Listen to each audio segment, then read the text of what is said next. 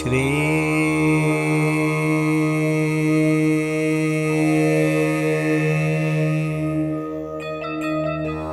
बाबा स्वामी नमो नमः।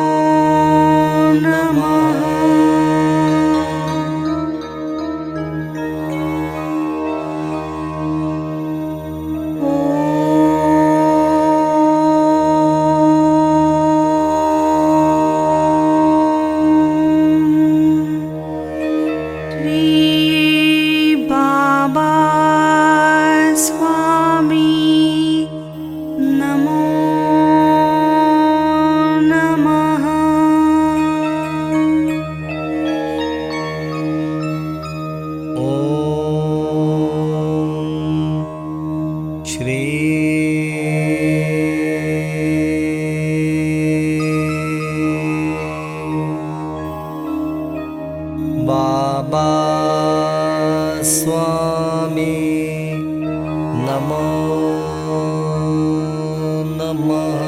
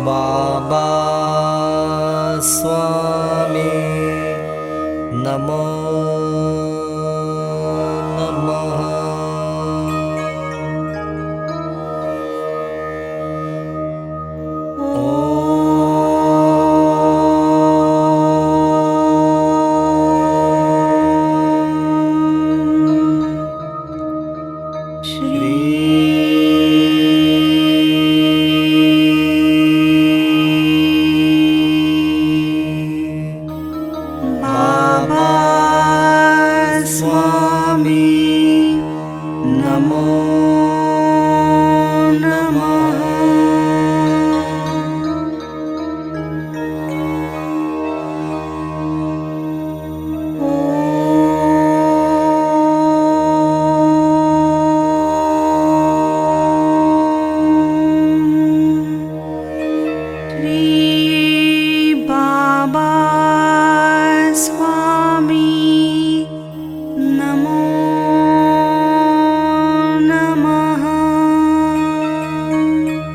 नमः।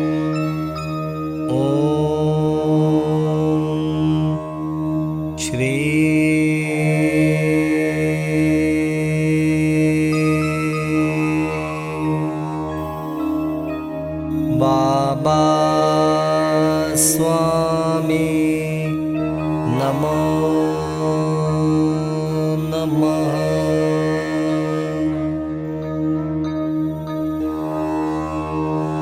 ओम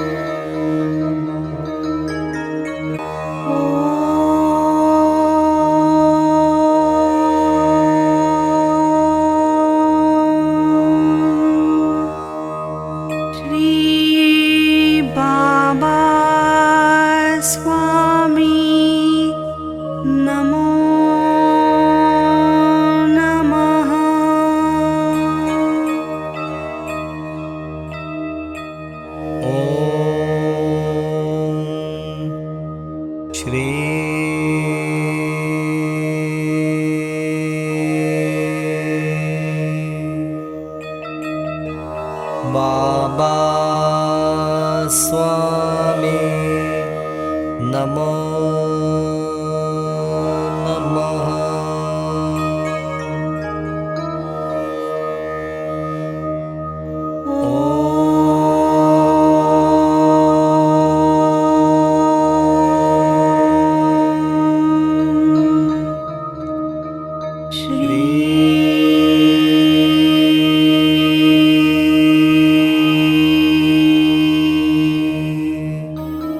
बाबा स्वामी नमो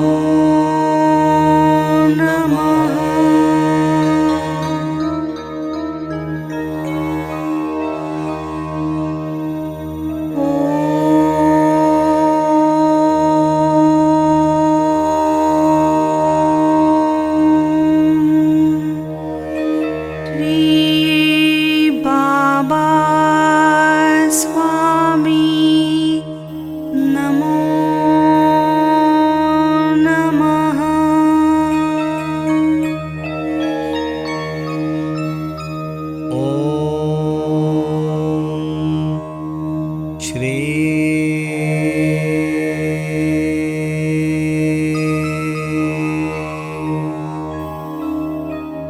बाबा स्वामी नमो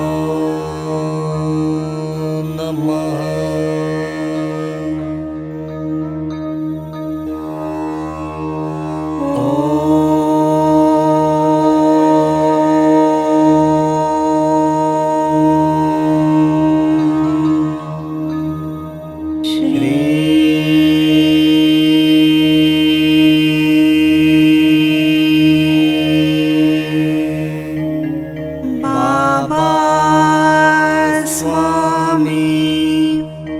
नमो नमः।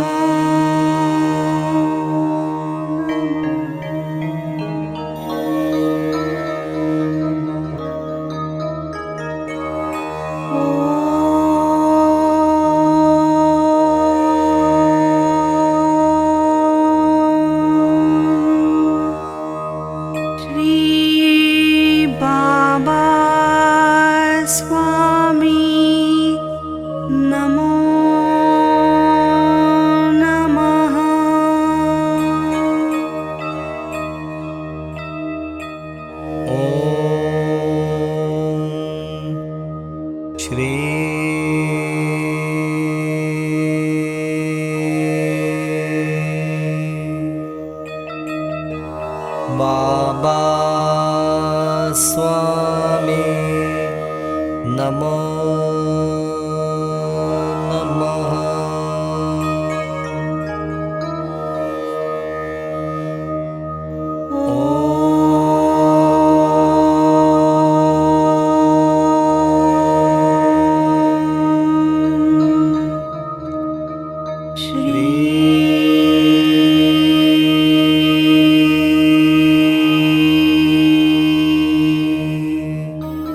बाबा स्वामी नमो नमः।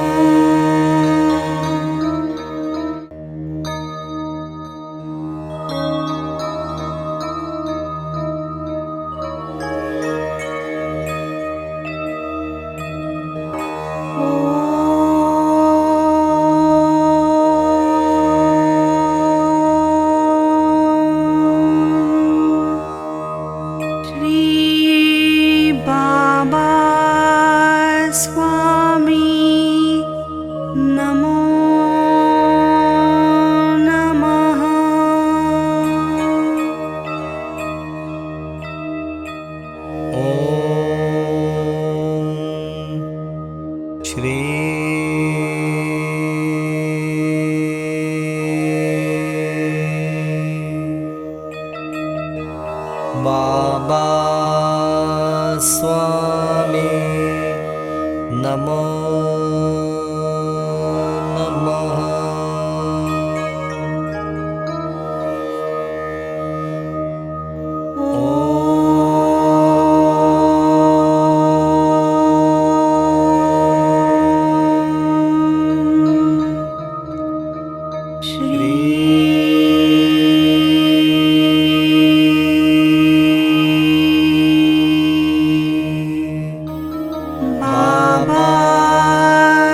स्वामी नमो नमः।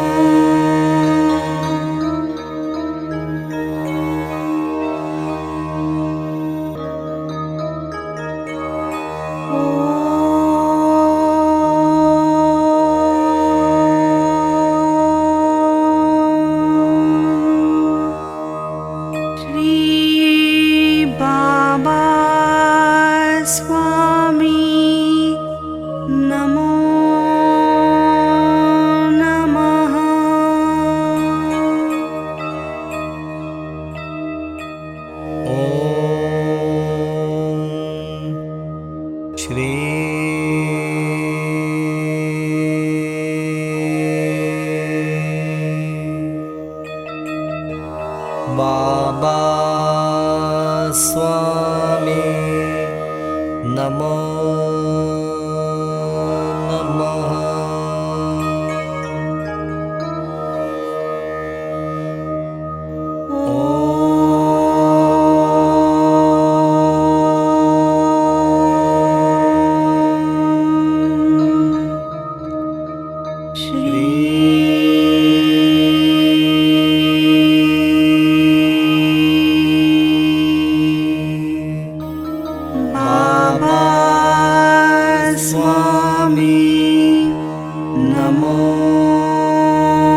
नमः।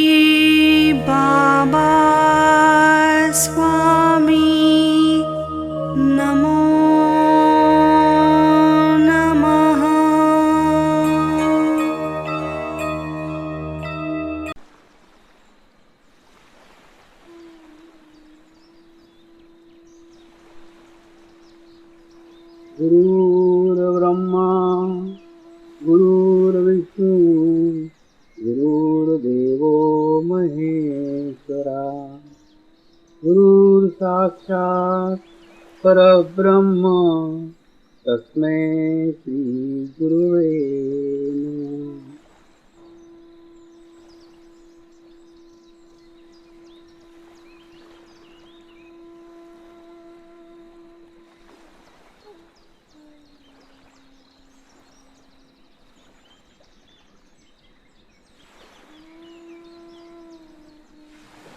मेरे साथ ध्यान की शुरुआत करेंगे।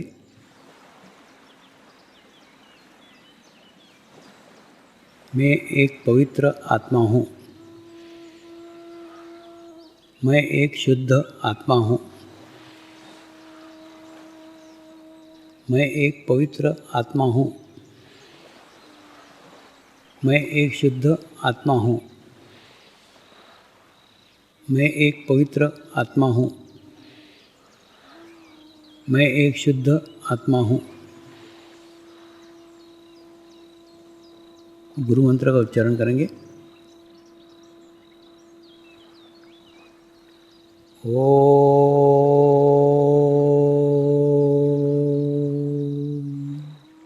श्री शिवकृपानंद स्वामी नमो नमः। ओम श्री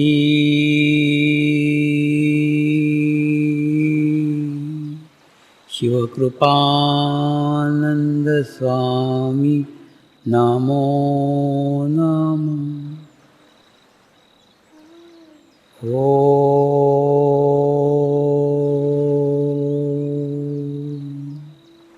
श्री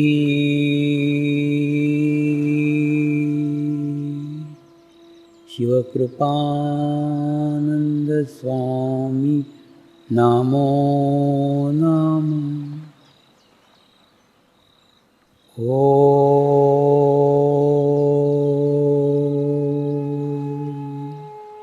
श्री शिवकृपानंद स्वामी नमो नमः। ॐ श्री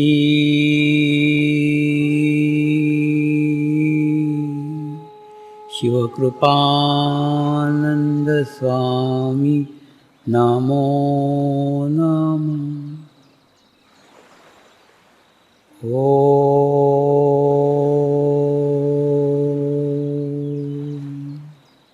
श्री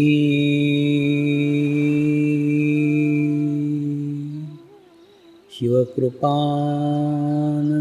स्वामी नमो नमः।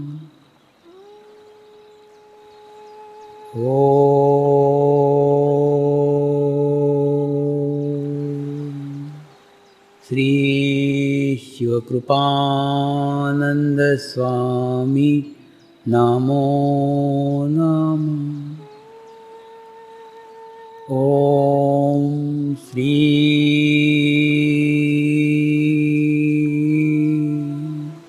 शिवकृपानंद स्वामी नमो नमः।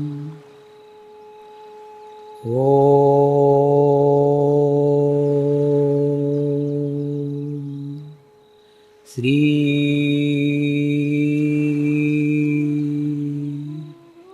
शिवकृपानंद स्वामी नमो नमः। अपने चित्त को तालुआ को रख के ध्यान करें।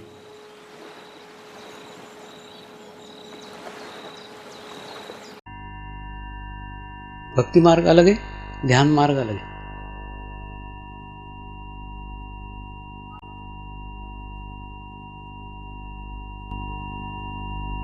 भक्ति मार्ग में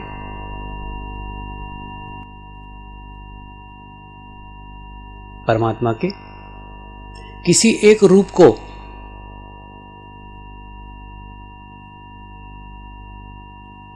पसंद किया जाता है और उसी रूप पे पूरी एकाग्रता लगा दे दी जाती है।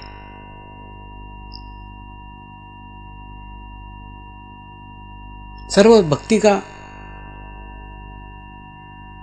डायरेक्शन, दिशा एक ही रूप के ऊपर स्थित हो जाती है, स्थिर हो जाती है। लेकिन उसमें भी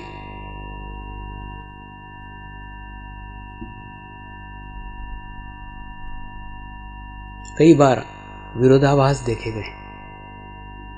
माने एक रूप को तो पसंद कर रहे हैं लेकिन दूसरे रूप से चिढ़ते हैं।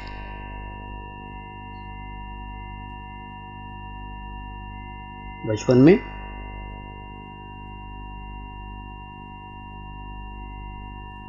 हमारे स्कूल में एक टीचर थे जो राम भक्त थे, राम की बड़ी भक्ति करते थे, लेकिन कृष्ण का नाम भी कान पे सुनना पसंद नहीं करते थे। तो उनको लोग चिढ़ा देते, राधे श्याम, राधे श्याम बोले कि वो एकदम डंडे मारने चल लगते, गुस्सा करते थे।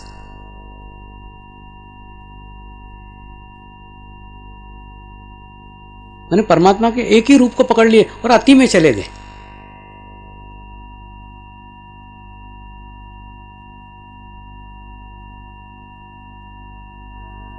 तो ऐसे अति में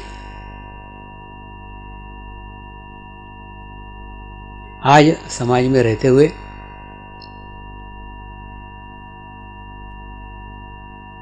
सामान्य मनुष्य बनकर रहते हुए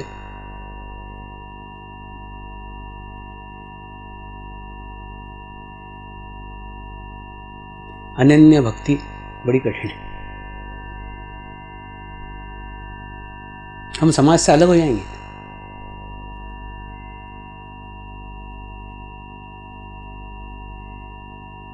ठीक उसी प्रकार से अगर हम गुफा में जाके ध्यान करेंगे, जंगल में जाके ध्यान करेंगे, झाड़ के नीचे जाके ध्यान करेंगे, तो समाज से दूर हो जाएंगे।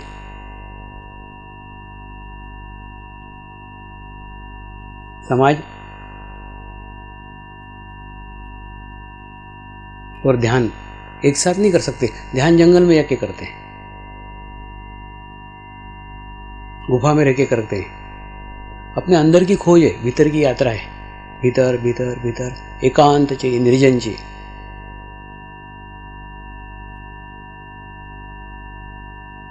तो भक्ति मार्ग भी सामान्य मनुष्य के बस का नहीं है, और ध्यान मार्ग भी सामान्य मनुष्य के बस का नहीं। और दोनों ही मार्ग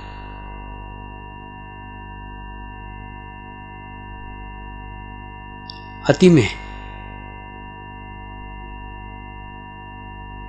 और अति में होने के कारण एक तरफा है, एकांकी है।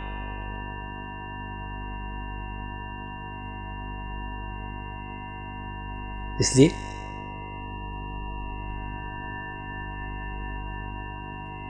एक समाज के सामान्य मनुष्य के लिए, एक सामान्य आदमी के लिए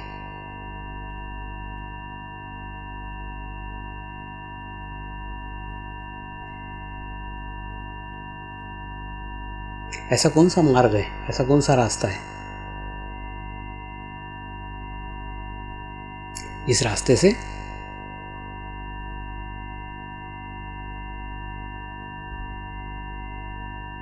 आध्यात्मिक प्रगति हो सकती है, आध्यात्मिक प्रोग्रेस हो सकती है।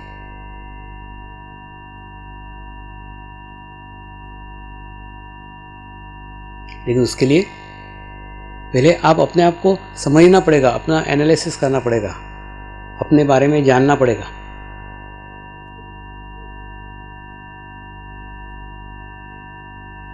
कि क्या मैं एक समाज का सामान्य मनुष्य हूं,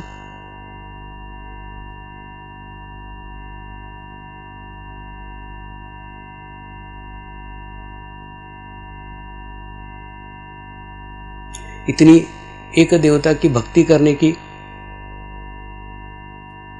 मेरी पवित्र स्थिति नहीं है,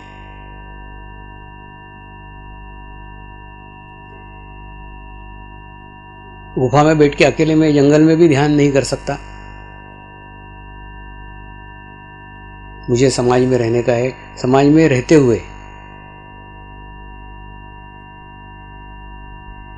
अपनी प्रगति करने की, अपना प्रोग्रेस करने का है। ऐसा अगर कोई व्यक्ति सोचता है कि मैं एक सामान्य व्यक्ति हूं, पहले आप अपनी स्थिति देख लो, तो उसके लिए समर्पण ध्यान एकदम बराबर है।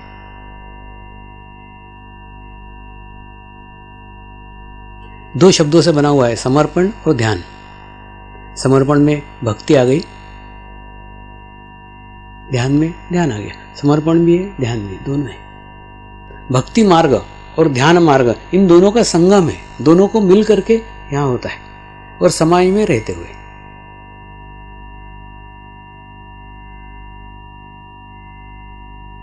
इसमें ध्यान में भीतर भी जाया जाता है, लेकिन भीतर स्वयं के प्रयत्न से नहीं जाते, गुरु कृपा में जाते हैं।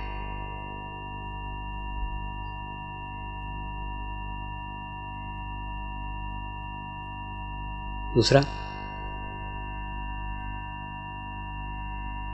इसमें भक्ति भी है, लेकिन भक्ति परमात्मा की नहीं, मनुष्य की, गुरु की। गुरु भक्ति और गुरु कृपा, इन दोनों के संगम से समर्पण ध्यान में अब आपकी प्रगति, अब आपका प्रोग्रेस कर सकते हो।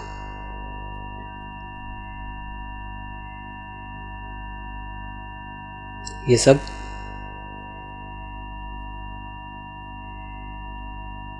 इस 45 दिन के अनुष्ठान में मैंने अनुभव किया।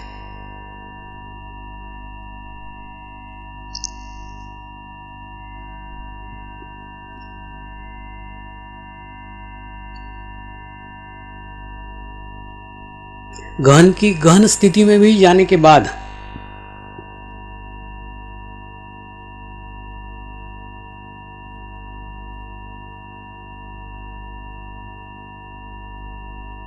उस ध्यान पे से बाहर निकल सके।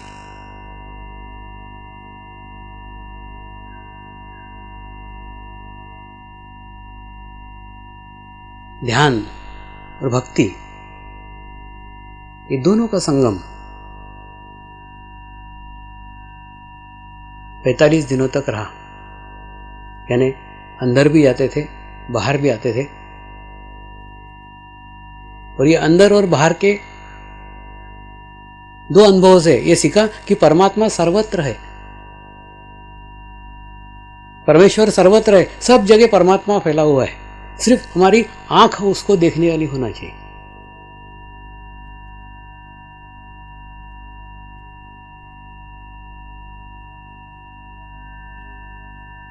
परमात्मा एक है और परमात्मा सर्वत्र है, सब जगह परमात्मा है।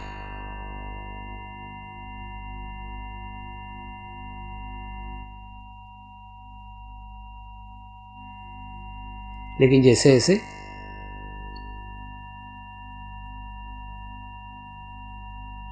हम हमारी आध्यात्मिक स्थिति अच्छी करते हैं, हमको उस परमात्मा के दर्शन होना शुरू हो जाते हैं। प्रत्येक मनुष्य मात्र में परमात्मा छुपा हुआ है, प्रत्येक मनुष्य में परमात्मा का स्वरूप है। लेकिन अगर प्रत्येक मनुष्य के भीतर का परमात्मा अगर देखने का है तो तुमको पहले किसी एक आदमी के अंदर का परमात्मा देखना होगा।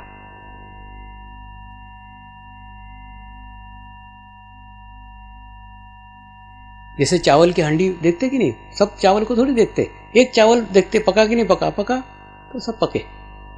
ठीक उसी प्रकार से अगर एक व्यक्ति के अंदर परमात्मा देखना आपको आ गया तो आप प्रत्येक व्यक्ति में परमात्मा के दर्शन कर सकते हैं।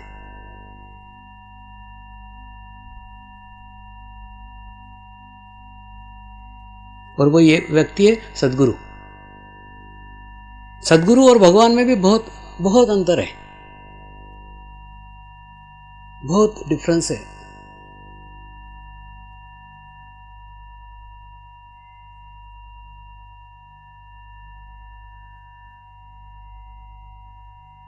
परमात्मा परमात्मा है, आपको मानने की जरूरत नहीं। परमात्मा परमात्मा है, उसको आपको मानने की आवश्यकता नहीं है। लेकिन परमात्मा में आपको वहां तक पहुंचने की आवश्यकता है, पहुंचना कठिन है।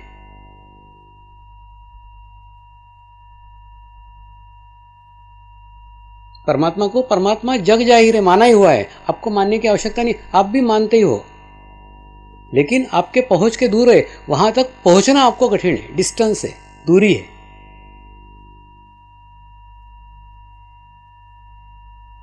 और इधर सदगुरु का देखोगे, सदगुरु के पास कोई दूरी नहीं है, सदगुरु आपके पकड़ में है, आप उसको आसानी से पकड़ सकते हो। यहां तकलीफ मानने की, वहां तकलीफ पहुंचने की है, यहां तकलीफ मानने की है।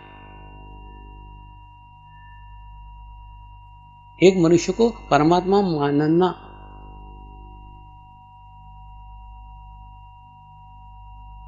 एक मनुष्य को परमात्मा हम मानते हैं तो परमात्मा के करीब हम पहुंच जाते हैं।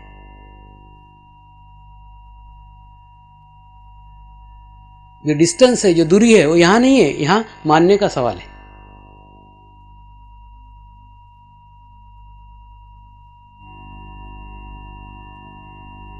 इसको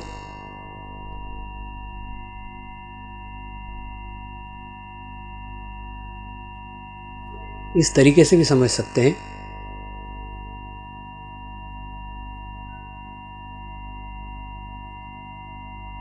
इस तरफ एक स्तनपान कराने वाली मां का चित्र है,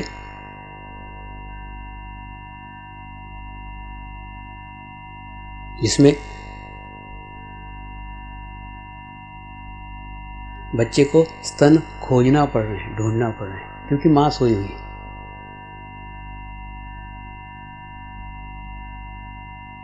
बच्चे में और स्तन में दूरी है, डिस्टेंस है। और सदगुरु की स्थिति में ऐसा नहीं है। इस चित्र में मां ने स्तन बच्चे के मुंह में दिया हुआ है, बच्चा चूसता ही नहीं है, चूसना बच्चे को ही पड़ेगा, मां कुछ नहीं कर सकती। वहां दूरी है, यह इच्छा शक्ति की कमी है।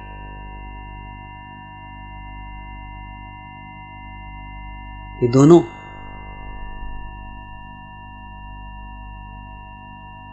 एकदम भिन्न है, एकदम अलग है। हम कई बार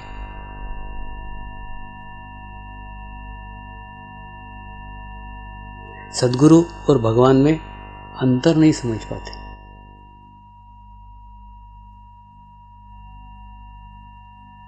जैसे मैंने बताया, एक चक्री है, इस चक्री के अंदर अगर कोई व्यक्ति बैठा है तो वो चक्री इतने तेजी से घूम रही है कि आपको उस व्यक्ति का अस्तित्व अलग नजर नहीं आता। चक्री मय हो गया है, चक्री से उस व्यक्ति का अस्तित्व अलग नहीं है। तो हमको चक्री और व्यक्ति एक जैसे लगते हैं। हम उस व्यक्ति को ही चक्री कहते हैं, चक्री को व्यक्ति कहते हैं। ऐसी स्थिति गुरु की है। गुरु परमात्मा मय हो गया तो हमको परमात्मा अलग और वो अलग नहीं दिखता, हमको वो परमात्मा दिखता है, लेकिन वो जानता है कि वो परमात्मा नहीं है।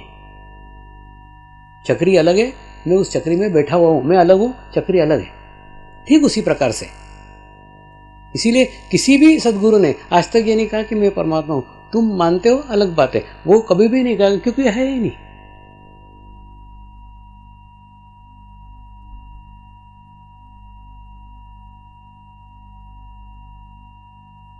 हम परमात्मा के सामने आते हैं, कोई चीज होती है तो ठीक है, नहीं होती है तो परमेश्वर की इच्छा। वहां शिकायत करने को कोई रास्ता नहीं है, कोई मार्ग नहीं है। सदगुरु के पास में शिकायत का रास्ता है, मार्ग है। आप तुरंत शिकायत कर सकते हो, शिकायत कह सकते हो। तो दोनों का अंतर समझो। सदगुरु और परमेश्वर में बहुत अंतर है। सदगुरु को परमात्मा बद्ध बनाओ, परमात्मा बंद पुस्तक है, उसके ऊपर और कुछ नहीं लिखा जा सकता। वो उनका अध्याय समाप्त हो गया, वो चैप्टर खत्म। सदगुरु ओपन है, खुला है, उसमें अभी आप और कुछ जोड़ सकते हो, कुछ लिख सकते हो, कुछ प्रश्न पूछ सकते हो, उत्तर जान सकते हो।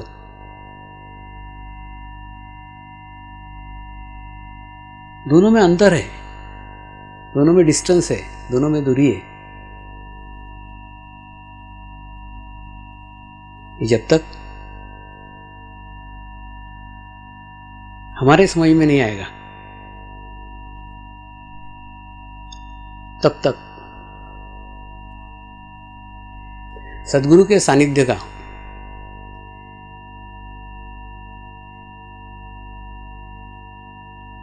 उपयोग हम हमारे जीवन में नहीं कर पाएंगे।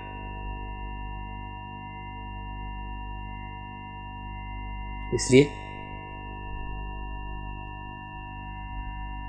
ये गुरु और परमेश्वर का अंतर आपको इसलिए पता है कि वो अंतर को समझ करके आप आगे बढ़ो।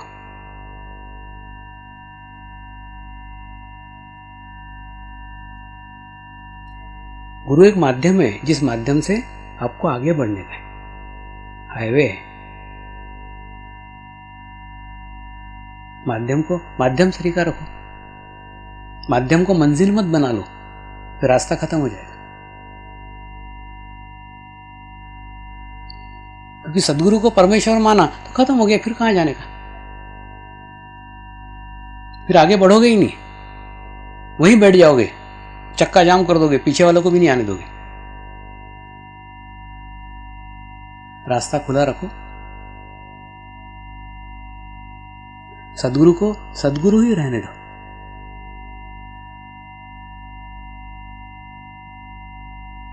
ये सब बातें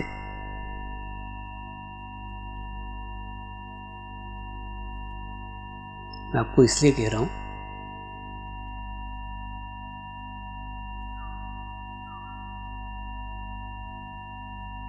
कि 45 दिन की साधना में साधनारत रहते हुए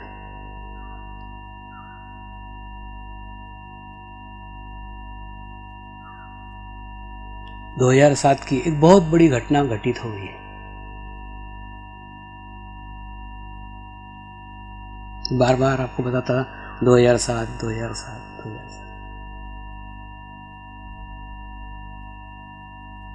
और उस घटना के आप साक्षी हो।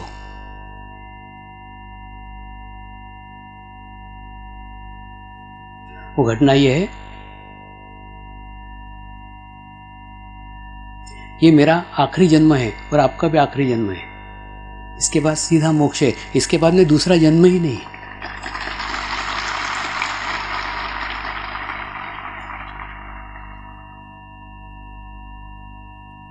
लेकिन हमें प्राप्त हो गया, वो केवल हमारे कारण नहीं, हमारे 800 साल के इतिहास के कारण।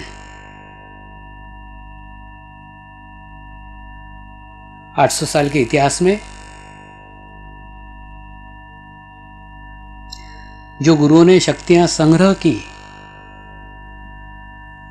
और संग्रह करके सिर्फ अपने तक सीमित नहीं रखी, उन शक्तियों को अगली पीढ़ी तक पहुंचाया।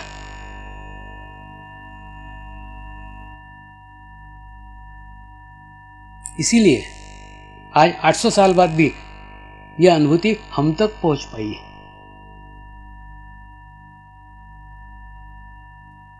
यानी उन्होंने भविष्य का विचार किया, भविष्य का सोचा। आज हमारे लिए उन्होंने 800 साल पूर्व सोचा था।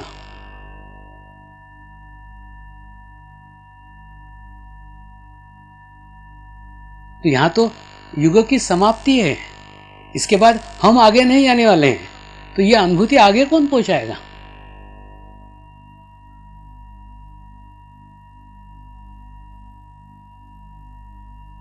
अवरोध है।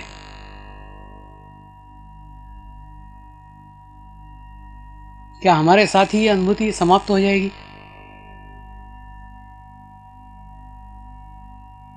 यह अनुभूति का ज्ञान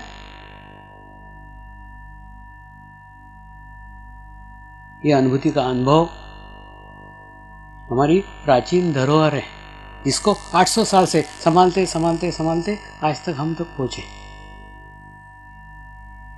हमारा भी कर्तव्य है उसी धरोहर को हमें अगली 800 सालों तक लेके जाने का।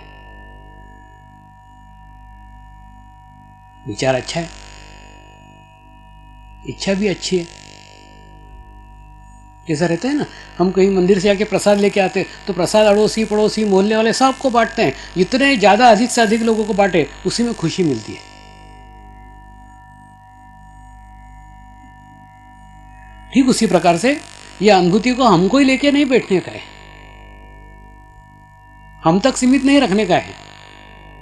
यह अनुभूति हमको अगली पीढ़ियों तक पहुंचाने का है। ये इच्छा बार बार होती थी कि अनुभूति आगे जानी चाहिए। कैसे जाना चाहिए, क्या मार्ग है, कौन सा तरीका है, कौन सा रास्ता है? क्योंकि आप किसी को माध्यम ही नहीं बना सकते, सब माध्यम ये समाप्त हो जाएंगे इस युग के बाद, कुछ नहीं है बाद में।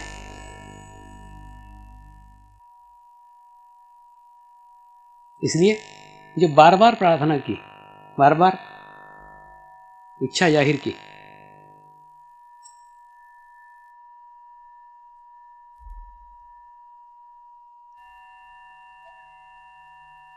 तो गुरु शक्तियों ने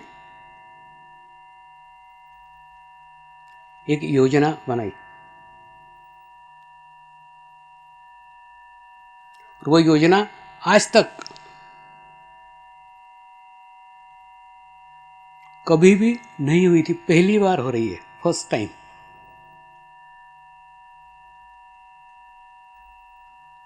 किसी भी जीवंत गुरु ने अपने जीवन काल में अपने मूर्ति की प्राण प्रतिष्ठा की, ये पहली बार हो रहा है और पहली बार हुआ।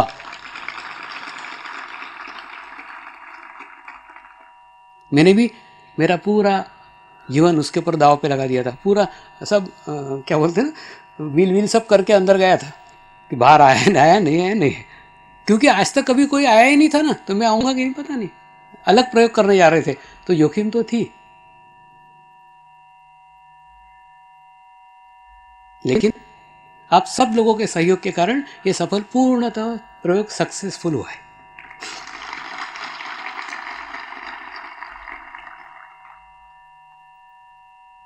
लेकिन कई बार होता है ना, मैं आपको बोलता हूं करो, आप करने लग जाते हो। कभी कभी एक आधा प्रश्न रहता है मन में, उस प्रश्न को लेके भी करते हो, काम करते रहते हो, लेकिन प्रश्न रहता है।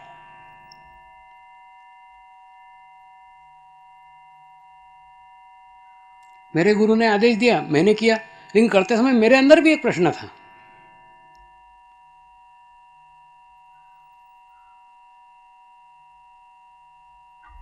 प्रश्न ये था, मेरी प्रतिमा क्यों?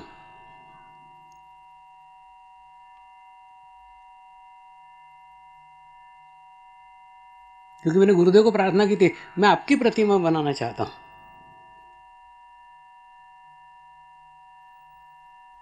उसका भी उत्तर मुझे ये 45 दिन में मिल गया। हमारे कोने में छोटी सी छोटी जगह में छोटी से छोटी चीज भी नहीं रह सकती, वो भी बाहर आ जाती है।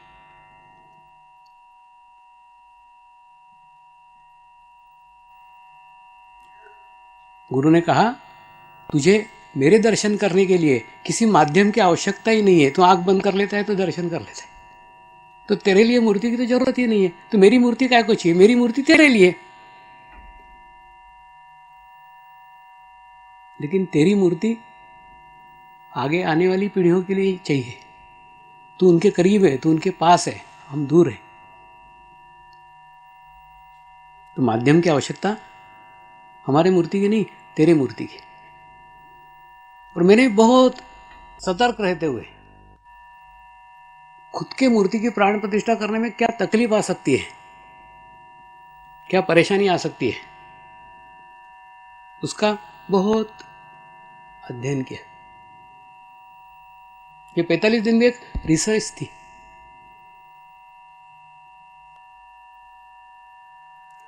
एक क्षण के लिए भी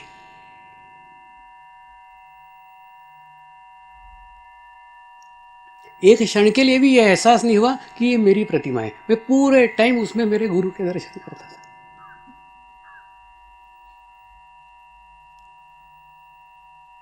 इसलिए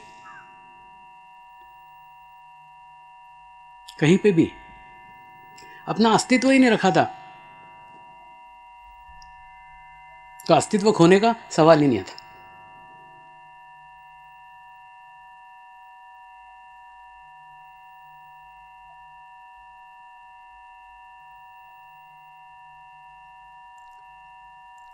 तो मूर्ति में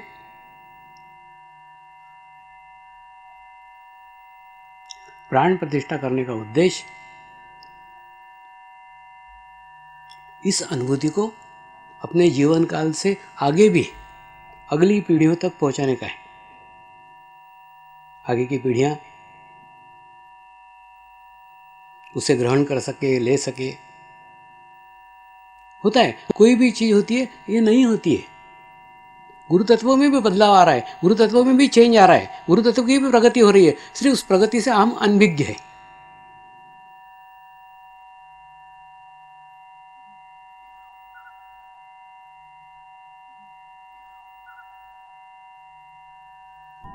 इन 45 दिनों में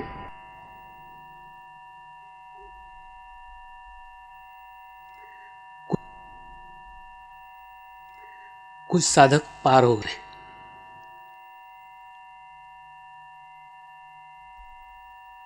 उन्हें इस प्रवचन की, उस मूर्ति की, उन संदेशों की कोई आवश्यकता ही नहीं रही।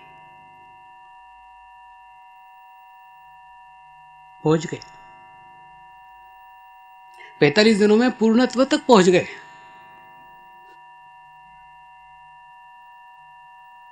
अनुभूति सबको हुई है,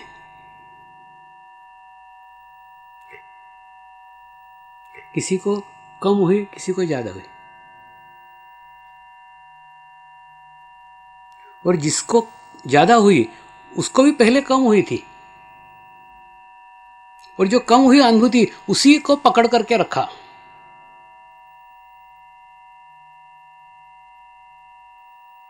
जो थोड़ी सी अनुभूति हुई ना, उसी पे चित्त रखा, उसी को पकड़ करके रखा।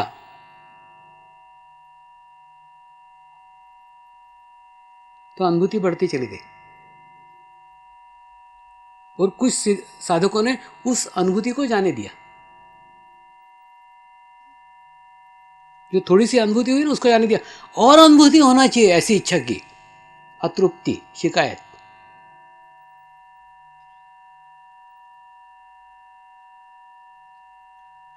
आधी रोटी भी गई और पूरी रोटी भी गई। अरे बाबा, ज्यादा चाहिए तो वो पहले जो है उसको तो संभाल, उसको तो पकड़,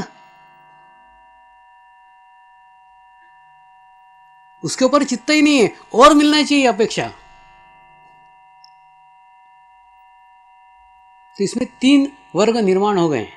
एक वर्ग ऐसा है जो ये 45 दिनों में पार हो गए, उनको अभी किसी चीज की कोई आवश्यकता नहीं, और वो कोई काम के भी नहीं, अब उनसे अब कुछ नहीं होगा। वो 100% वाले विद्यार्थी हो गए, वो बैठ गए, अभी जम गए, अब वो कोई काम के नहीं। अब तुम जो 40% वाले, वही काम करोगे आगे।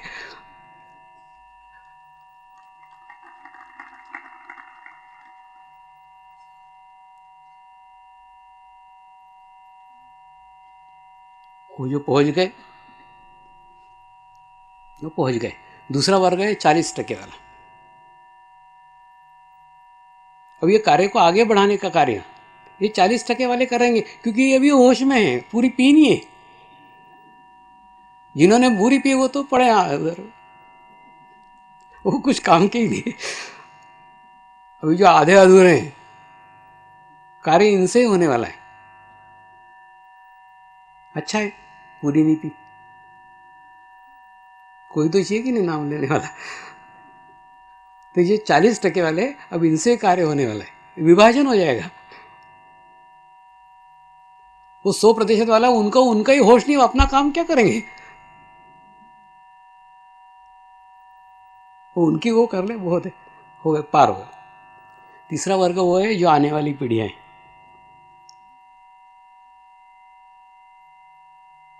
हमारे जीवन काल के बाद जो पीढ़ियां यहां आने वाली है, जैसे समुद्र में रहते थे नहीं, जहाज भटकते रहते हैं, ढूंढते रहते हैं कहाँ किनारा है, फिर कहीं लाइट हाउस दिखता है, कहीं दीवा दांडी दिखती है, जहाँ उनको किनारा नजर आता है। ठीक उसी प्रकार से ये मूर्ति उनकी दीवा दांडी सिद्ध होगी, उनका लाइट हाउस सिद्ध होगी। दुनिया से अलग अलग जगह से कोने में लोग ढूंढते ढूंढते ढूंढते आएंगे।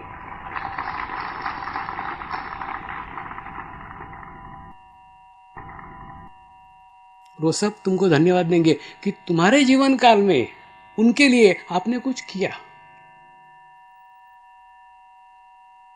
जैसे आज हम धन्यवाद दे रहे हैं, 800 साल उन्होंने संभाल करके रखा, इसलिए हम तक पहुंचा। ठीक उसी प्रकार से वो आपको धन्यवाद देंगे कि आपके जीवन काल में यह कार्य घटित हुआ।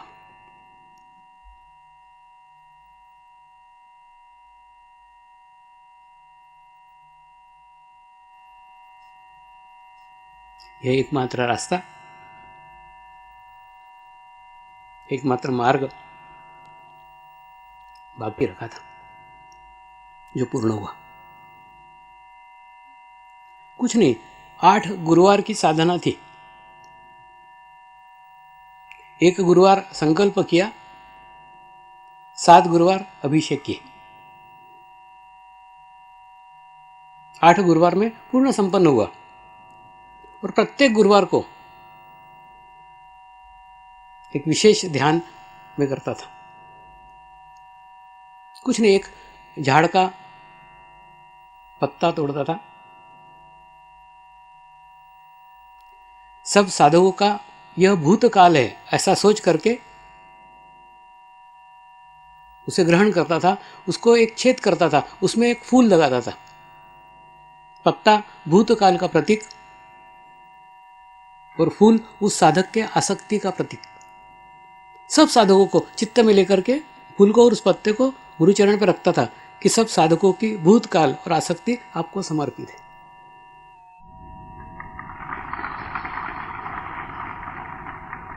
बस ये दोनों के बीच में सारा जीवन चल रहा है।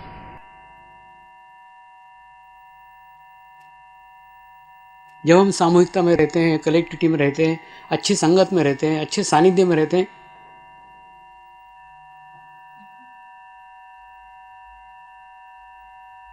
तब सब कुछ ठीक रहता है।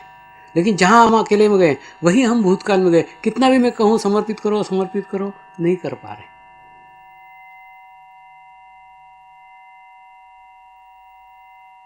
मैंने साधक बन करके 45 दिन ध्यान किया है, तो साधक बना तो आपके बहुत करीब पहुंचा, आपके बहुत पास पहुंचा, और आपको 45 दिनों में बहुत जान गया हूं।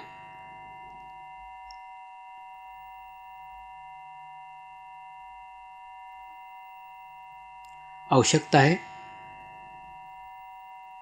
पूरे दिल से करने की। आप करने का सब जल्दी करते हो, सबकी हड़बड़ हड़बड़ हड़बड़ हड़बड़।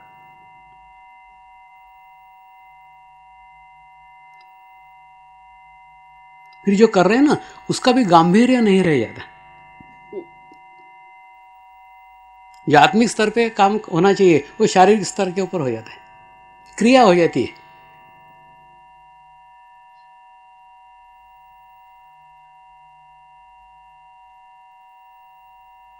ये क्रिया नहीं है। मूर्ति की स्थापना इसलिए नहीं की कि वहां पूजा हो, उसको क्या बोलते हैं ना, आरती हो या पूजा अर्चना हो। पूजा अर्चना के लिए आप उसका सानिध्य प्राप्त करो, आप उसके सानिध्य में बैठो, आप उसके संगत में बैठो।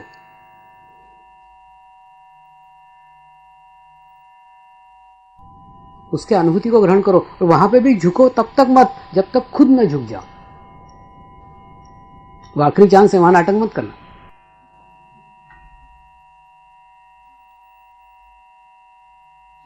सब जगह तो करते आए, एक जगह तो छोड़ दो।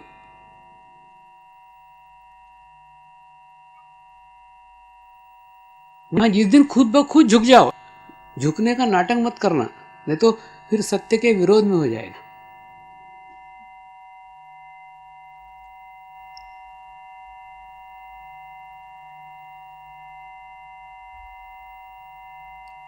इसलिए एक स्थान ऐसा निर्माण हुआ है जो मेरे सामने सचमुच नहीं झुक सके, वहां झुको। झुकना यानी क्या? साथ हो लेना।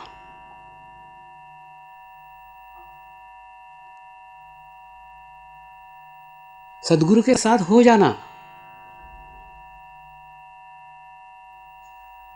सह अस्तित्व करना, अपने अस्तित्व को उनके अस्तित्व में मर्ज कर देने का, सामूहिकता में चले जाने का, कनेक्टिविटी में चले जाने का।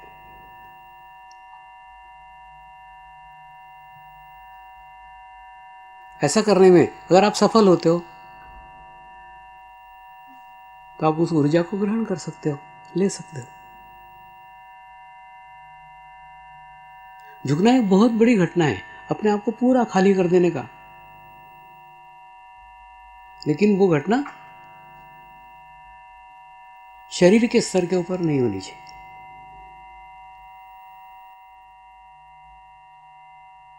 आप भी शरीर के स्तर पे रहते हो, मेरे को भी शरीर के स्तर पे लेते हो, और सब नीचे के लेवल पे होता है।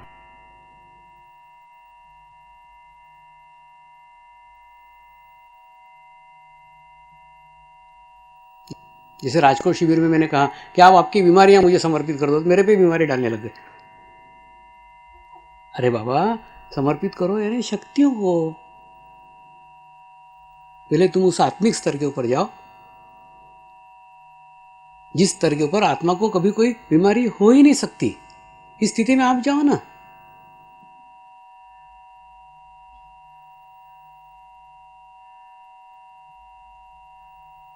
पहले अपने आप को जानो, पहले पहचानो। ये जानना बहुत जरूरी है। ये जाने बगैर सारे आगे गड़बड़ गड़बड़ गड़बड़।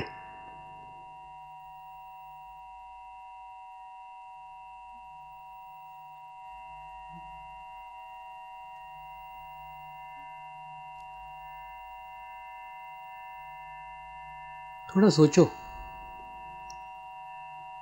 क्या सचमुच आपको मेरे शरीर का आकर्षण है? सोचो और अनुभव करो।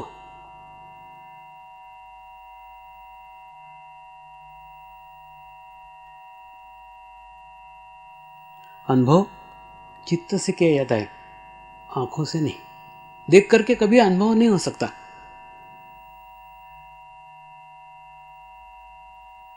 क्या आप सिर्फ दर्शन के लिए, सिर्फ शरीर आकर्षण के लिए मेरे पास आते हो?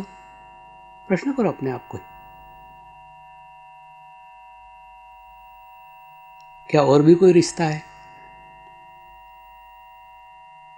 थोड़ा गहराई में उतरो,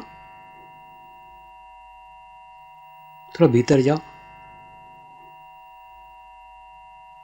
ऐसा कौन सा संबंध है, ऐसा कौन सा रिश्ता है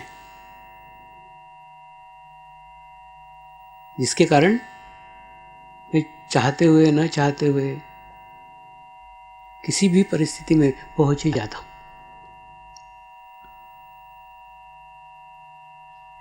ये संबंध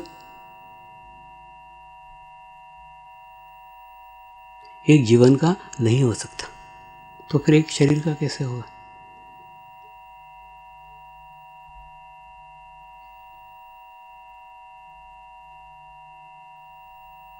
उस रिलेशन को, उस संबंध को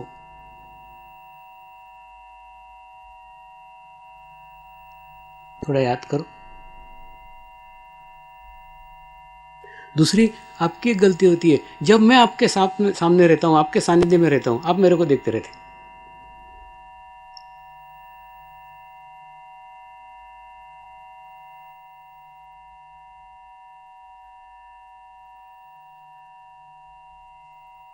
मैंने 45 दिनों में आपका बहुत निरीक्षण किया है। जब मैं मेरे जीवन काल में किसी गुरु के सानिध्य में रहता था तो गुरु को देखता ही नहीं था। गुरु क्या बोल रहा है, गुरु की भाव भंगिमा क्या है, गुरु का व्यवहार क्या है,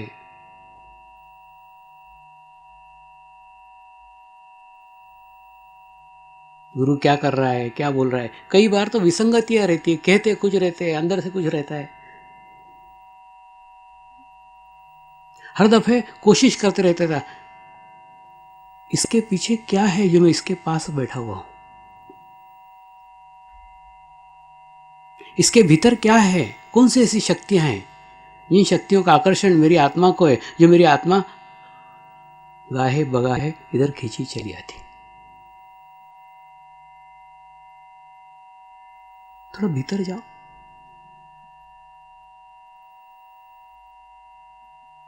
थोड़ा अंदर जाओ और अंदर जाके थोड़ा टटोलो, ढूंढो, खोजो। आपको सब उत्तर आपके ही पास नजर आएंगे, आपको मालूम है। सिर्फ आपके आत्मा को मालूम है, आपके बुद्धि को नहीं मालूम। थोड़ा आत्मीय स्तर पे जाओ, आपको सब आपके अंदर से पता चल जाएगा।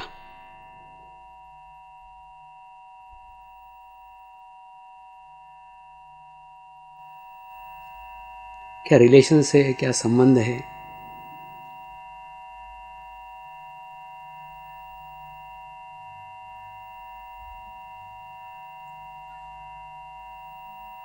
क्या है जो दिख नहीं रहा है, अनुभव हो रहा है।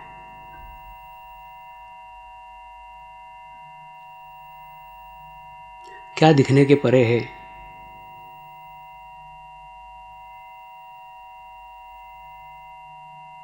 क्या देखने योग्य है, क्या अनुभूति योग्य है। और कहीं भी तो लगता है कि मेरा शरीर बाधक है सबके बीच में, इसके सामने आप ये सब नहीं सोच पाते हो। अगर ऐसा है तो उस प्रतिमा के सामने सोचो, वहां तो शरीर नहीं है, शरीर की माया नहीं है, शरीर के अंग विक्षेप नहीं है, शरीर के व्यवहार नहीं है।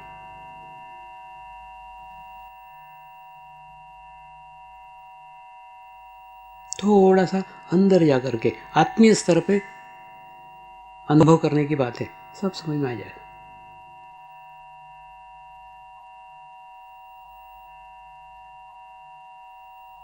कितना खुला तो मैं कहता हूं।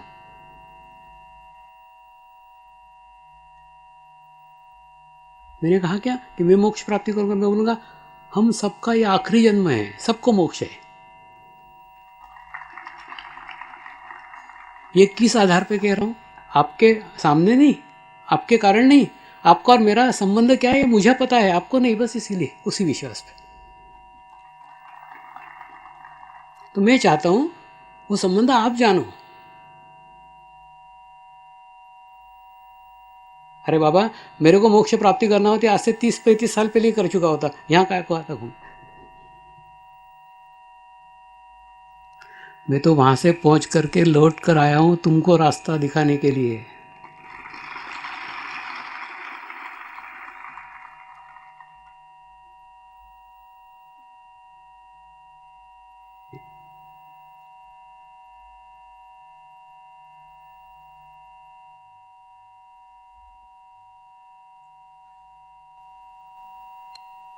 वही 45 दिन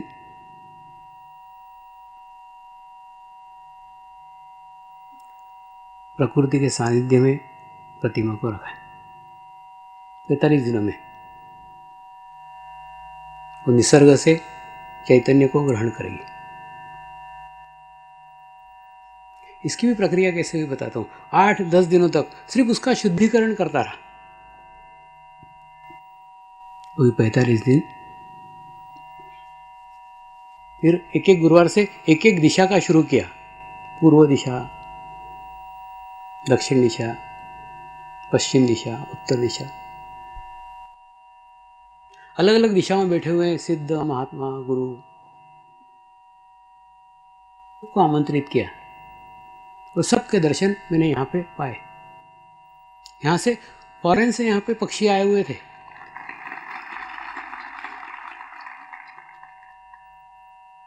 इसीलिए मैं साधक को बोलता था, एक दिन तो भी यहाँ आके जाओ, एक क्षण तो भी यहाँ बिता के जाओ।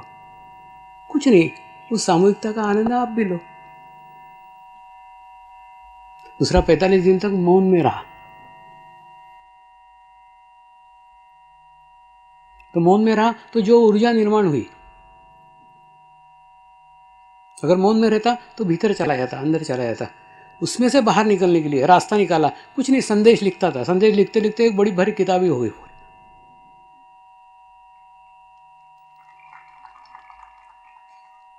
अब क्या लिखा है मेरे को भी नहीं मालूम, क्योंकि मैंने दूसरी बार पढ़ने की स्थिति भी नहीं रहता। बैठा खंदे दुख रही है, ऐसा हाथ पकड़ के लिखता था। हाँ, पूरे हड्डियाँ, बाप जन्म में इतना कभी लिखा नहीं।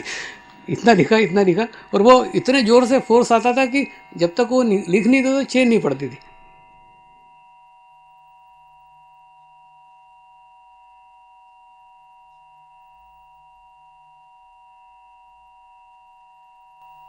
ऐसे इस 45 दिन के अनुष्ठान में बाहर की घटनाओं का भी बहुत जानकारी प्राप्त हुआ। एक बार आश्रम में आग लगने वाली थी, वो पता चल गया था। मैंने कागज पे संजय को बाहर मैसेज भेजा है, आश्रम में आग लगने वाली, तैयार रहना। लेकिन वो अंदर ही लगी मेरे कुटीर में। मैंने बुझा दी। ऐसे ही भूकंप का पता लगा था। भूकंप, समुद्र के किनारे भूकंप होने वाला है, कहाँ वो नहीं मालूम। लेकिन वो दांडी नहीं था। मेरे बोला, आप संजय को क्या पता ना।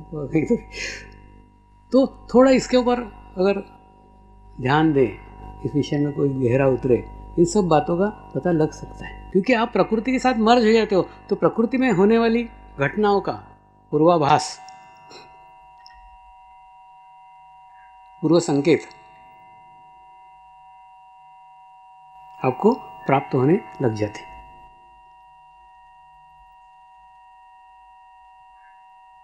ये 45 दिन मुझे 7-8 साल के बाद में एकांत मिला है। और उस अनुष्ठान के लिए जिन साधकों ने, जिन सेवाधारियों ने इन 45 दिनों तक अपनी सेवाएं दी, वो सब और आप सब मेरे इस कार्य में सहभागी हैं। धन्यवाद।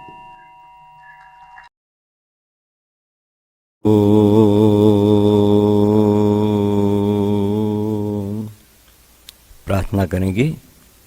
हे परमात्मा, हम सभी पवित्र आत्माएं हृदय से प्रार्थना करते हैं कि सारे विश्व में शांति हो, सारे विश्व के सभी आत्माओं की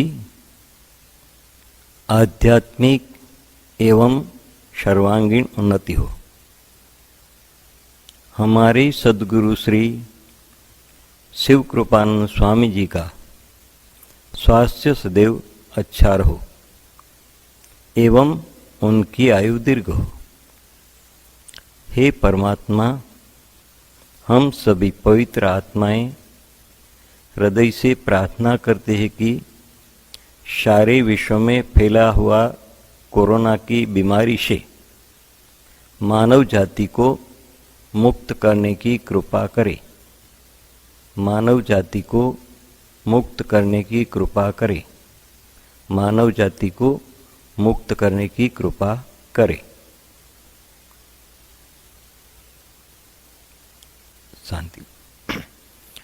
ओम द्यो शांति अंतरिक्षगम शांति पृथ्वी शांति रापः शांति रौषधयः शांति वनस्पतयः शांति विश्वे देवाः शांति ब्रह्म शांति सर्वगुं शांति शांतिरेव शांति क्षमा शांतिरेधि।